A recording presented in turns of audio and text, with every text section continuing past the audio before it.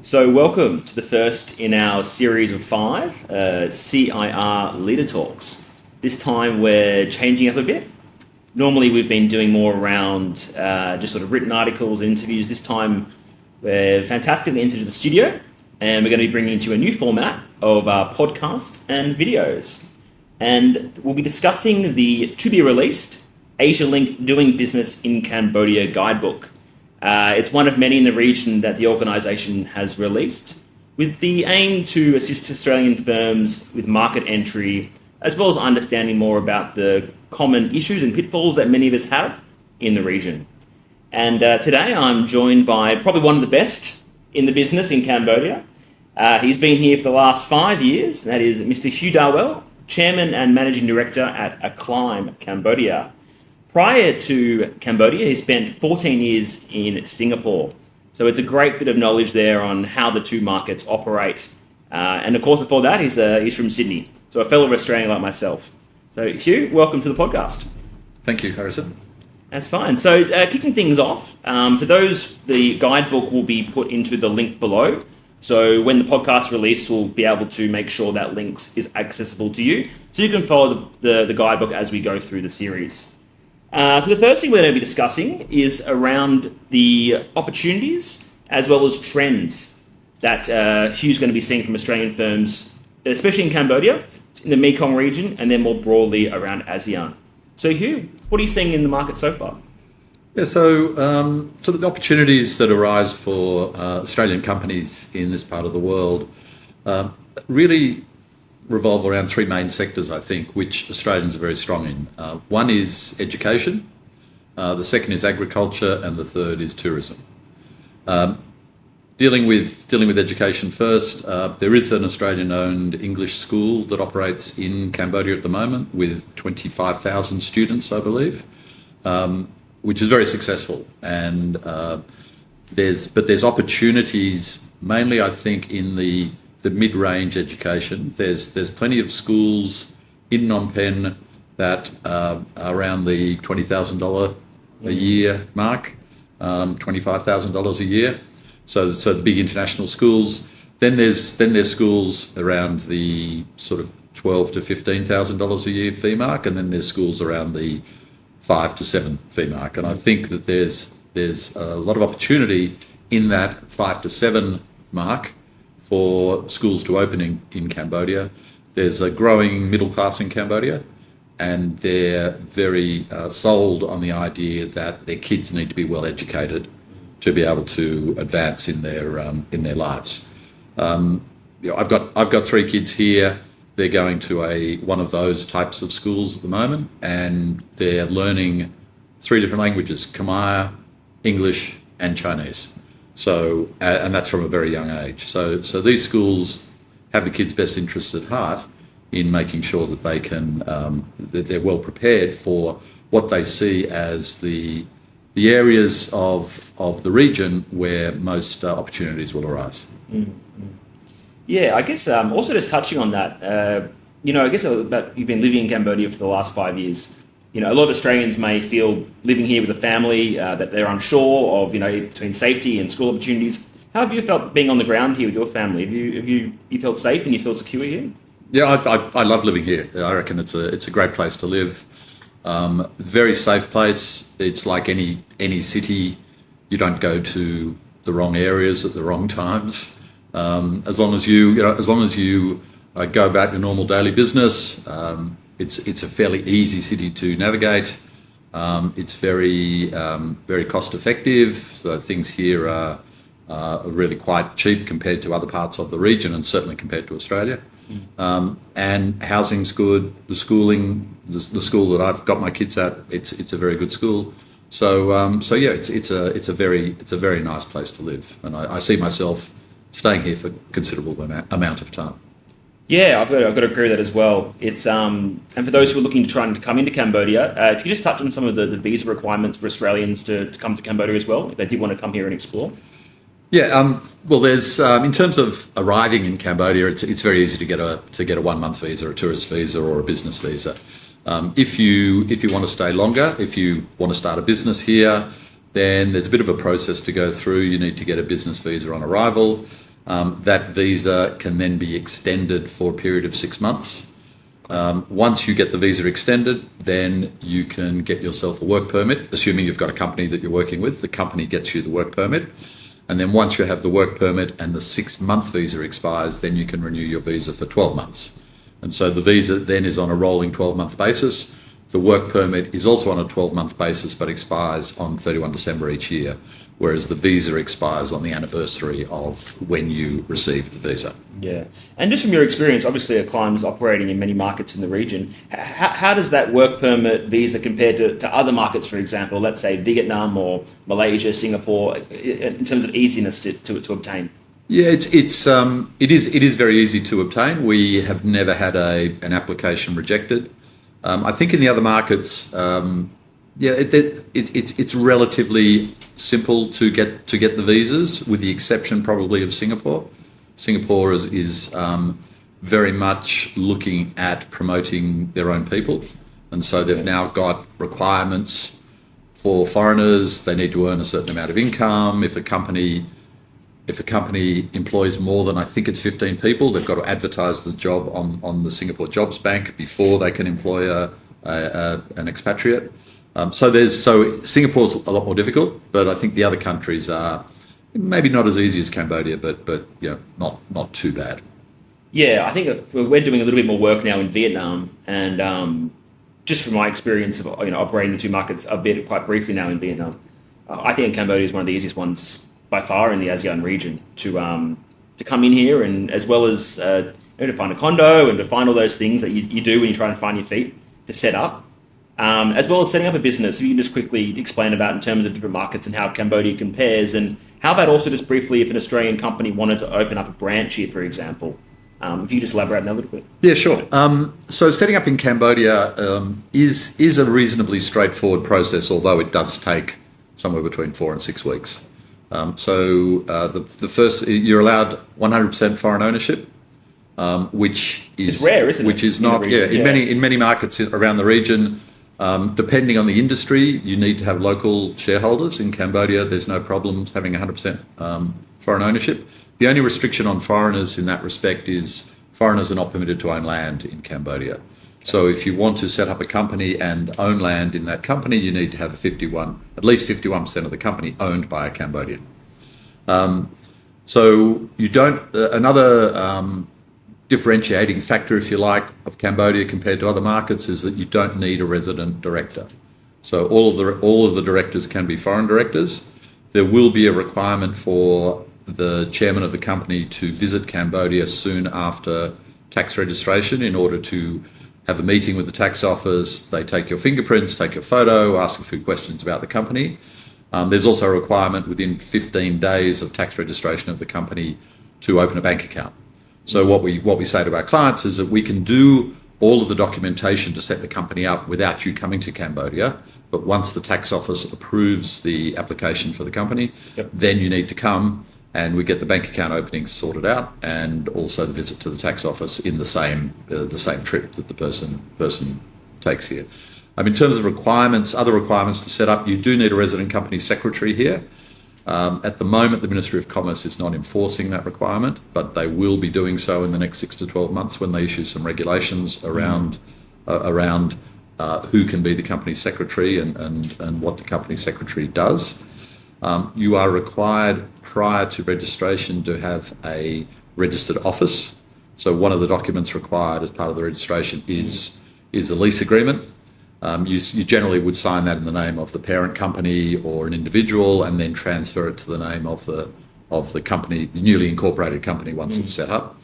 And that it can't be a virtual office. Like in many markets, you can just have a virtual office. It needs to actually be a physical office, and 9 times out of 10, the tax department will come and look at the office prior to registering the company. Okay, so it can't just be your side little office room at your condo, can it? They will come and at least inspect. Yeah, they'll come and inspect. It is permitted to have a room in your condo as the office, but it needs to look like an office. Yeah, you can't have a bed and everything, TV and all that sort of thing in there as well. So that's a requirement which sort of adds a little bit of cost to the company in terms of you've got to pay your monthly rent, etc., which doesn't exist in certain other markets. The other requirement is that, and this is not written in the law, so there's no minimum capital in the law. Yep. However, the tax department, when they're looking at registering a company, want to see enough capital in that company to make sure that the company can operate up to a point where they're making revenue, so they can survive, say, the first 3 months, 6 months without any revenue, and still be able to pay their rent, pay their staff, pay all their other expenses. So we normally recommend to our clients to put in somewhere between $10,000 and $20,000 put $10,000 or $20,000 in your constitution as the registered capital, and then you don't need to put all that money in up front. You can put it in over time as the company needs the money. What would you say a ballpark figure is for an Australian company wanting to open here? What sort of we're talking $5,000 US? What sort of costings do you think? Yeah, in terms of upfront costs, including government fees and all that sort of stuff, you're probably looking at $4,000 to $5,000 US. Yep. And then once a company is set up, you've got an obligation to lodge a monthly tax return, even if the company doesn't have any business. Yep. So even if you're lodging a nil return, you still have to complete the form each month. And from my experience, most companies are charging around $500 or so per month for bookkeeping and tax administration. Is that a fair mark? Yeah, it's probably. I mean, in a startup phase, it's probably less than that. It's probably sort of $200, $300 a month. But as the company, it's generally based on the volume of activity that the company is undertaking. So as the company grows and has more transactions, then the fees obviously is going to grow. Many of our clients who are international clients do their accounting in their head office, but we take care of their tax because knowing the local tax rules and being able to lodge the local tax forms, etc., you really need people on the ground who are experienced in dealing with the General Department of Taxation, which our people are. Yeah, fantastic.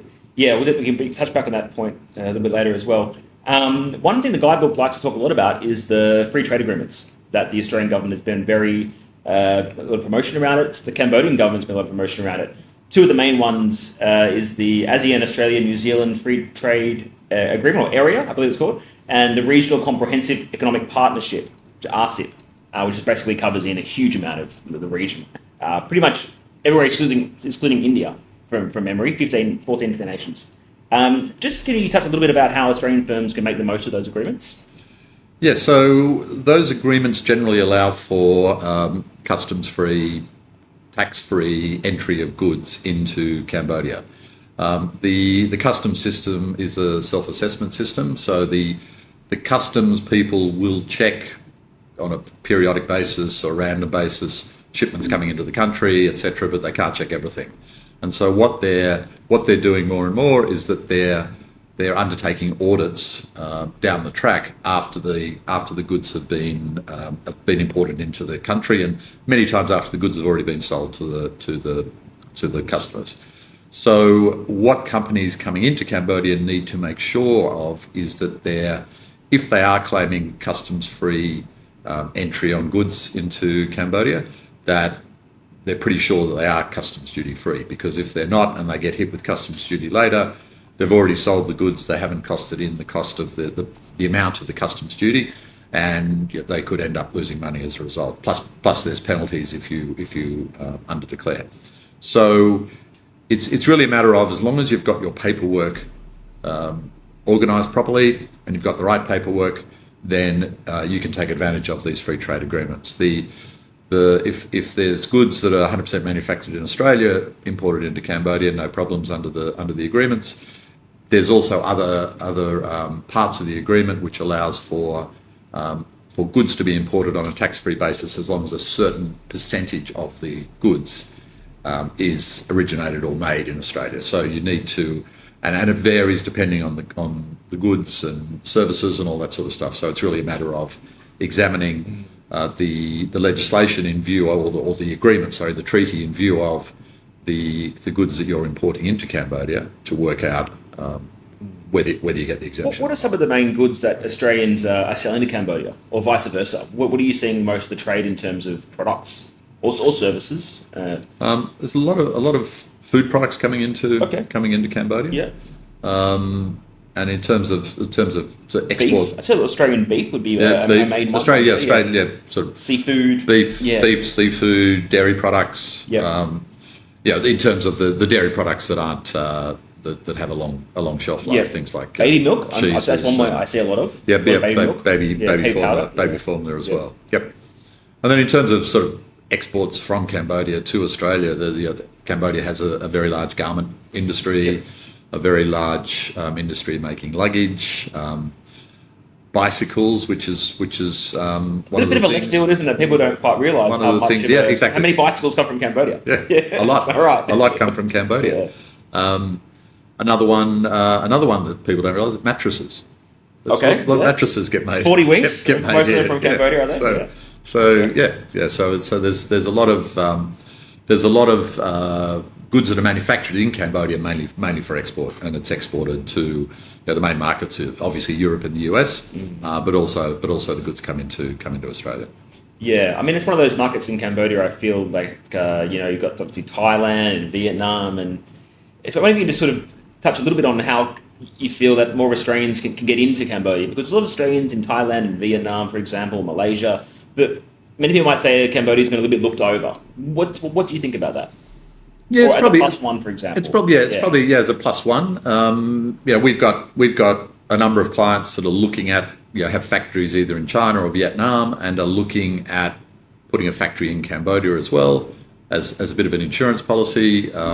With the result of the recent US election, there's question marks over the competitiveness of goods coming out of China into the US. And the stability of them. Look what happened to COVID, right? The supply chains, having that plus one as Cambodia is, it's fantastic. Yeah. Yeah, exactly. And there's places where you can locate factories within easy reach of ports. Like if you're located in Sihanoukville, where there's a port there, and they're digging a deep water port there to allow for larger ships to come in. If you look at the eastern side of the country, close to Vietnam, there are around the Bavet region. There's plenty of factories that are making stuff there, and then just shipping them through Ho Chi Minh, so by road to Ho Chi Minh, and then they get shipped around the world from there. So there's opportunities for the plus. It's generally the plus one here in Cambodia. Yeah, and just touching on that, I mean, I think over the next 10 years, the amount of road infrastructure being developed in Cambodia is very significant. Ho Chi Minh to Phnom Penh will be getting an expressway. There's already currently an expressway from Phnom Penh to Sihanoukville, which is the only deep sea port in the country. But I definitely feel one of the main areas a lot of people talk about Cambodia's issues is that lack of mobile infrastructure. But I do believe the government is working on that. Is that from your experience as well? Yeah, exactly. Yeah, there's a bit of investment from China under the Belt and Road program. That the government is embracing, but they're not going overboard with it. They're very careful in how much debt they're taking on board, and so the debt that they've taken on board so far is very serviceable. So I think it's one of the lowest in the regions, actually. It's a debt to GDP. Which in my memory has been recalculated about 55 billion or so. Is that from the? I don't know the latest. Well, we'll get those facts and figures for you. I guess now bringing it back to more of the Australian context. You've been here for a while and have worked with many Australian firms and Australian communities. What are some of the cultural differences or business norms that you notice between the two nations, and how can Australians sort of mitigate that gap? Yeah, so there's Australians tend to be very direct, shall we say, when they're in their conversations with their fellow workers and with their bosses. Here, there's not that level of directness. At least not with your staff, is that right? My staff are good. But also there's you've got to, if you want staff, if you want people to, speaking from experience, if you want people to change their behaviour, it's not a matter of telling them what to do. It's slowly bringing them with you on the journey. So the way that Acclime started in Cambodia, we bought a couple of small firms that were purely purely Khmer firms, purely Khmer clients, a few international clients, but mainly Khmer clients. And what we've done is we've built it into a firm where probably 40% of our clients now are international clients, and some of the local clients are the bigger companies rather than the small companies. And so, but it's sort of bringing the staff along with you to sort of show them the benefit of having these larger companies as clients rather than sticking to the local clientele, and changing their ideas about how we get new business in, the way we service clients, etc. Is it's a process rather than telling them what to do when they do it. Yeah, I think that's a key point. I mean, you could, for anyone who's worked in Asia in general, right, or especially in the Mekong region, I guess the hierarchical structure of offices can be a little bit different to how Australians sometimes operate as well. Definitely on the point about direct communication, which I think some Australians can find hard when they come here for the first time, or if they haven't had much experience in the region. Having to decipher what someone's trying to tell you can be quite frustrating. What are some of the tips and tricks you've used for your almost 20 years to get around this? So one of the things is try to keep things simple. So even if it's a complex problem, try and explain it in simple terms. And the other thing is, don't ask too many questions at the same time. Like, ask a question, get an answer. Ask another question, get an answer. Because if you throw 5 questions at a person, they're probably not going to answer them all. They'll answer a couple of them, and so if you want to get the full answer, then you've got to do it slowly. Yeah, and I think on top of that, you've also got to remember this: English is not their first language. Yeah, absolutely. And with a big, broad Australian accent coming in, it can be tough. But that said, I think reflecting on the language here, which I actually think the English adoption, especially amongst what you'd call office workers, or especially in the city, is actually reasonably high compared to other countries. I'd say in Cambodia, there's a better English level of language than Thailand, for example. Vietnam, obviously, Malaysia is maybe a little bit better again. Philippines is very good, but I think Cambodia would sit somewhere in the middle. What do you think in terms of? Yeah, I think somewhere in the middle. I think most of certainly like the office workers, most have certainly our office university degrees, and so their English is reasonably good. It can always be improved. Yeah. Their English is certainly better than my Khmer. So I do have to communicate with them in English. Yeah. And so and sometimes there's an understanding gap. Yeah. So you've just got to explain, as I said before, explain things in simple terms. Yeah. To help them to understand the problem that you're facing and ideas to get it fixed. And it's a very young demographic here, isn't it? I think majority of the workers here will be under the age of 30, maybe even under the age of 27.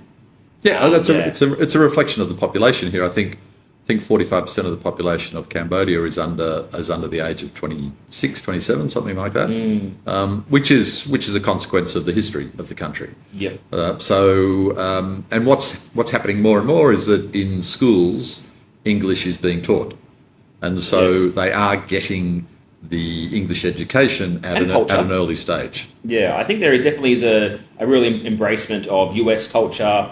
Korean culture is very popular here, especially K-pop, for example, and all these things. So it is becoming more and more international. How have you found recruitment of staff? Have you found that human resources to be a challenge for Acclime? No, not really. We've got 60 staff at the moment, and we don't. When we need staff and recruit, we generally get a good quality of candidate. Yep. And so then it's just a matter of trying to choose the whoever you think is going to be best suited for the position. Yeah. Yeah, and I guess sort of bringing it back to Acclime's area of expertise, can you just run me quickly through the actual business registration and what some of the common pitfalls would be for companies looking to enter Cambodia's market? Yeah, so the business registration we spoke about earlier. I've seen some companies try and do it themselves from overseas. Okay. Because there is an online portal that you can register a company on. Generally, if they do it and they're successful, they generally take 3 to 6 months. Some sort of after 3 months come to us and say, help. So we do. So it's always a good idea to use a local provider to help you through the system. There's a lot of CIR involved in the process. So you want to make sure that the person you use in Cambodia is a local person. There sort of pitfalls. I mentioned earlier the registered capital of the company. Like in Singapore, for example, you can incorporate a company with $1 of capital. If you try and do that here, the tax department will reject the application. Yep. So you've got to be careful about that. Once the company's incorporated, there's depending on the business of the company, there's licensing to get through, and the licensing you've got to deal with many, depending on what you're doing, is many different departments to actually get the license. I think from memory, there's a very well going gold digging company here who I think said 13 or so ministries they're dealing with in the end. Yeah. So just for example, right? You definitely need some hired help with that. Yeah, exactly. Yes. Yeah, and things like that you may not think with opening a restaurant, for example. You've got to get the approval, the license for the restaurant ultimately comes from the Ministry of Tourism. But prior to getting that, you need the Ministry of Health to have a look at your restaurant to make sure it's clean. So there's a lot of interaction with the registration of the company. There's an online portal through the Ministry of Economy and Finance. So when you actually lodge your documents through this portal, they go first to the Ministry of Commerce. Once they approve, they go to the Tax Department. Once they approve, it goes to the Ministry of Labour and Vocational Training. They approve, and then after that, it goes to the National Social Security Fund. So there's four different departments or ministries where an application goes to. One of the things is that I mentioned earlier, it's not necessary to come to Cambodia to incorporate a company. However, you need to have original documents to lodge with the ministry. So the way we approach that is that we would email the documents to the client with instructions on the signing. They sign them all, and every director needs to sign. The shareholders' representative needs to sign. So there's a lot of signing, and they need to sign pretty much every page. And then once that's done, the documents are couriered back to us. So we've got the original wet ink copy to lodge. They don't accept digital signatures for this sort of thing. Is that changing, or that doesn't seem to be? I keep hearing about that, but as far as I'm aware, it still requires a fingerprint or a. Yeah, there is the opportunity to have digital signatures. There is law to do that. However, in order to get the digital signature, you need to be registered. The signature needs to be registered with the Ministry of Posts and Telecommunications, and that process takes longer than actually signing it in wet ink and couriering the document. So, like digital signatures are accepted in terms of sort of invoices and that sort of thing, and in transact documents, commercial documents between companies, you're able to digitally sign those as long as each company that's party to the agreement is comfortable with that. But any documents with the government generally need the wet ink signatures, sometimes thumbprints. So you often see people wandering around with a purple thumb. So you've either bought some land, got a divorce, or started a company. Yeah, exactly. Yeah. No purple thumbs for us today. And I guess, what everyone Australians must talk about, I guess what we call unofficial fees. I'd say that the banking system here now has leapfrogged Australia. QR codes, for example, and digital tax payments and all these things that at first you might not think Cambodia is doing, they're actually quite well ahead. And just briefly talking about banking, can you just quickly run through the process of opening a bank account? And is there any issues of bringing money in and taking money out of Cambodia? And the USD domination here. Yes, so it is relatively simple to open a bank account in Cambodia. Certainly a lot more simple to open an account here than most countries in the region. We find that there's a requirement, as I mentioned earlier, that a company opens a bank account within 15 days of tax registration. If you look at Singapore, you can opening a bank account there can take 3 to 6 months. So obviously that wouldn't work in Cambodia to satisfy the requirement, the tax department requirement. Generally, what we find is once the company's incorporated, what we do is we'll get one of the banks. We deal with a couple of the larger banks. We'll tell them, we'll give them the company documents. They'll prepare all the forms. They then will come to you to get all the documents signed. Once they're signed, the bank account is normally open within 24 hours, 48 hours at the outside. Unfortunately, there's no Australian banks operating here at the moment, is there? No. There was ANZ, I believe, briefly, maybe like 6 or 8 years ago, but they've left. But that's it. There are quite a few fully foreign-owned banks, Singaporean and the biggest bank here is ABA, and they've got about $2 billion of capital, and they're owned by the National Bank of Canada. Yep. So and I think the shareholder has just put in another $200 million or so in the last couple of months. So they're a very well capitalised bank, and they offer the service range they offer is very good, and I think you'll find most Cambodians who have a bank account have an ABA account. In terms of the currency that operates in Cambodia, so the local currency is the Khmer Rial, and the national bank is trying to encourage the use of the real. So what they're doing is, or what they've done is they're phasing out the use of the $1, $2, and $5 notes. Yep. However, the US dollars, $10, $20, $100, $50, and $100 are still prevalent in the... There are some still $2 US notes around. They are real. Yes, they are real. For the first time in Cambodia, you might get given a $2 note by the noodle shop lady. And it's real, I can assure you. Most foreigners think they've been had on, but they are real, and a lucky symbol in Cambodia. Exactly. So, so most transactions in Cambodia are done in US dollars. If you go to the local markets, it's all real, although they will accept US dollars. But generally, like most people are paid in US dollars. Yeah. When you pay your electricity bill or your water bill, it's in real, but it can come out of your US dollar account. And from memory, it's pretty much maintained a 4,000, give or take, real to $1 US for 20, 30 years. Yeah, it's not pegged, but it's well monitored. It's sort of moved in the last year to 2 years. It's moved between 4,000 and slightly over 4,100. And 100 is like 2.5 cents. So yes, exactly. We're talking minimal amounts. Yeah. So it's a very stable place in terms compared to Australia. Where the US and US dollar is fluctuating 30, 40%, maybe more. So yeah. So it's in terms of currency, it's very stable because, as I say, most transactions are in US dollars. In terms of bringing money in and out of the country, it's extremely straightforward. There's no restriction on transfers in and out. The bank is required to report any transactions over $10,000 to the central bank here. But that's it's a reporting requirement. It's not a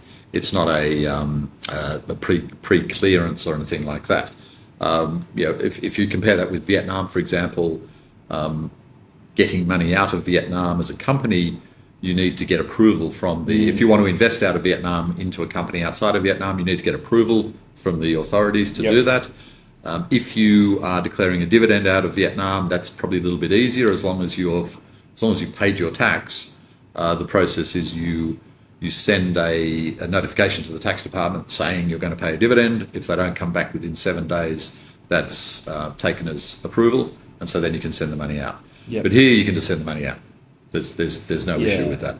No, it's the same thing. We've had companies here, and we're bringing money in. We've bought land here to bring money in from Australia, from Singapore. Never been any issues really. It's been quite a simple process. Swift transfer, even international standards, small fees on that, but it's been very simple. Yeah, and the system's very efficient. I've transferred money. I've triggered initiated a transfer in Singapore at 9 a.m, and the money's here before lunchtime. It's actually very quick. Yeah, no, I agree. I think it's one of the banking here is fine as well, and safe, as you said. But the banking system here is quite stable, in my opinion. So I guess sort of bringing it back to towards the end of our conversation, what would be some of your best advice to our friends in Australia who have listened to today or watched today and have thought, I'm going to come and give it a go? What would be some of your ways to overcome those common issues that you see all the time? Yeah, I think you need to come over here and check the market out first, particularly check out your line of business and the market for your products or your services. I think it's important to engage a local provider like Acclime or one of the other, all the big accounting firms are here, but engage a local provider to help you navigate your way through the system, particularly the licensing system, because the licensing can be quite difficult.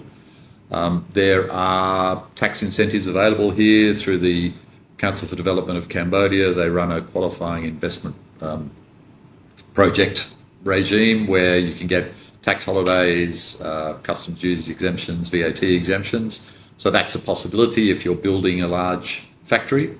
Generally, those exemptions are given for large investments coming into Cambodia. That's sort of, it's really to developing relationships with local partners as well. Yep. is often a very good way to get into the market.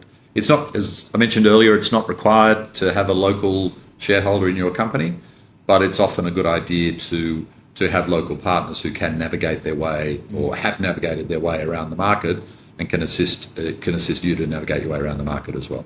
Yeah, I think I would touch. That's one of the best advices I would say as well. On top of that, some of the organisations to get involved with would be the Australian Embassy.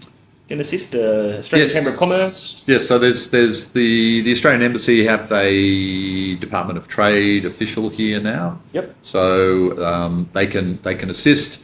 All of the states in Australia, I believe, have investment bodies that help companies to go offshore. There's the Australian government has published a book about investment into ASEAN up to 2040, I believe. Yep, that's correct. So, the Australian government is well and truly behind a push to invest into the region, and the government will help Australian companies come in. Once you're here, yep, AusCham.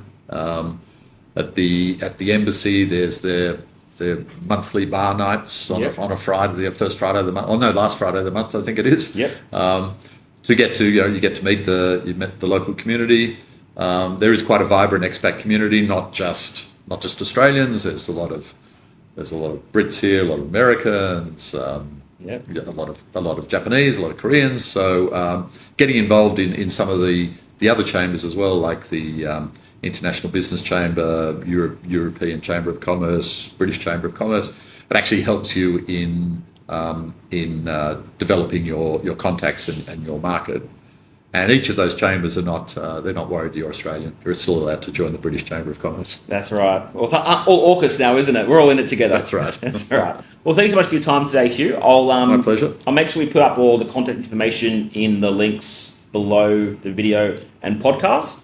I'll also make sure any organisation we spoke about today will have their link put below the podcast. And I'll make sure that we have the guidebook available to read as we talk. So thanks so much. I appreciate your time again and hope to see you in Cambodia. Thank you. Thank you.